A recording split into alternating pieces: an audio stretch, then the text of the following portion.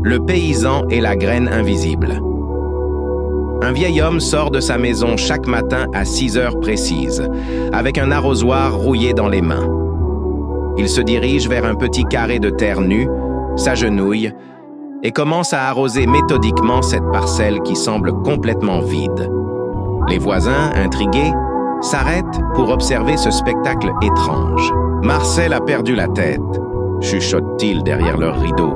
« Regardez-le, il arrose de la terre vide comme si c'était un jardin fleuri. » Mais Marcel, lui, garde un secret précieux. Il y a 3 mois, il s'est rendu chez un mystérieux marchand de graines dans un petit village isolé. L'homme lui avait tendu une enveloppe en papier kraft. « Cette graine est spéciale », avait-il expliqué avec un sourire énigmatique. « Elle est si petite qu'on peut à peine la voir. Certains disent même qu'elle n'existe pas. Mais si vous avez la patience de l'attendre, si vous lui donnez de l'amour chaque jour sans faillir, elle vous offrira le plus beau des spectacles. » Marcel avait planté cette graine invisible avec la tendresse d'un père qui berce son enfant. Depuis, chaque matin, il répète le même rituel. Arroser, parler doucement à la terre, lui dire des mots d'encouragement comme s'il s'adressait à un vieil ami.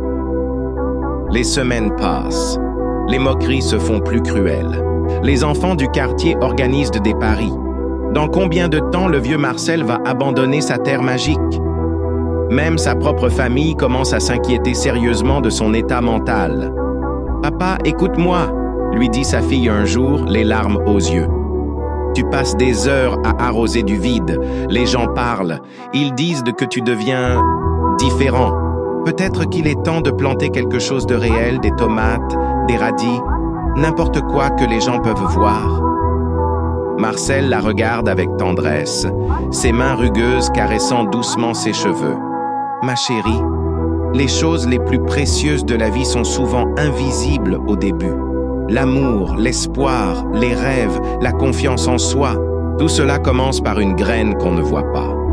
Si j'abandonne maintenant, je n'aurai rien appris sur la vraie valeur de la persévérance. » 6 mois, 9 mois, 1 an complet.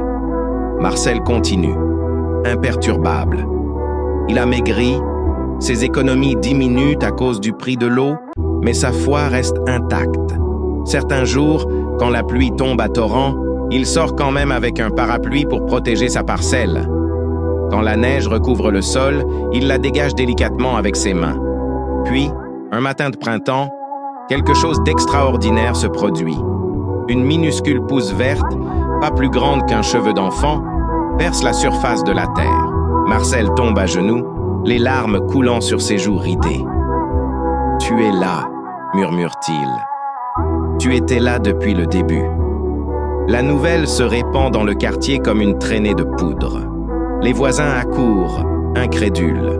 Certains prétendent qu'il a triché, qu'il a planté la pousse pendant la nuit.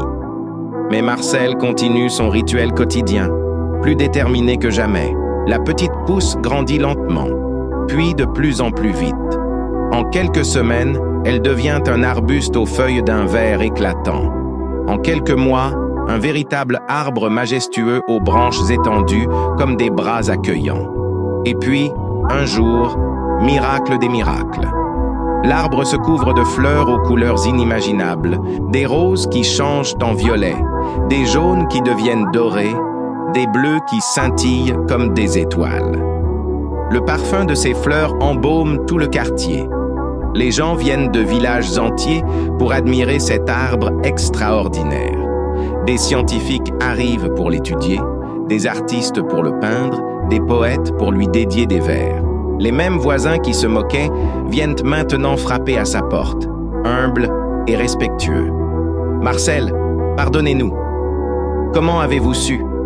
Comment avez-vous eu cette force de continuer quand nous avons tous douté? » Marcel les invite à s'asseoir sous son arbre magnifique. Sa voix est douce mais ferme. « Mes amis, j'ai appris quelque chose de fondamental sur la vie. Nos plus grands succès, nos plus belles réalisations commencent toujours par quelque chose d'invisible. Un rêve, une idée, un espoir. Quand on plante ces graines invisibles, le monde entier semble conspirer contre nous. Les gens doutent, critiquent, se moquent. Même nos proches perdent de confiance. Ils caressent l'écorce lisse de son arbre. Mais voici ce que j'ai compris. La différence entre ceux qui réussissent leur vie et ceux qui abandonnent, c'est la capacité à nourrir leurs rêves même dans l'obscurité. C'est la force de continuer quand personne ne comprend, quand les résultats ne se voient pas encore. Un enfant lève la main. « Mais monsieur Marcel, comment on fait quand c'est trop dur ?» Marcel sourit. « Petit, on fait comme j'ai fait avec ma graine. On se lève chaque jour, on fait un petit geste vers notre rêve, même minuscule. On lui parle avec amour, on y croit même quand nos yeux ne voient rien. Et surtout, on n'écoute jamais ceux qui disent que c'est impossible. » Une dame âgée essuie ses larmes. « Mais Marcel, vous avez risqué de passer pour fou. » « Madame, répond Marcel avec un clin d'œil, il vaut mieux être fou de ses rêves que sage dans sa résignation. Regardez autour de vous. Tout ce qui existe aujourd'hui a commencé par une graine invisible dans l'esprit de quelqu'un. Les inventions, les œuvres d'art, les grandes découvertes, même l'amour, tout commence par quelque chose qu'on ne voit pas mais en quoi on croit. Cette histoire nous enseigne que la réussite authentique demande 3 qualités essentielles.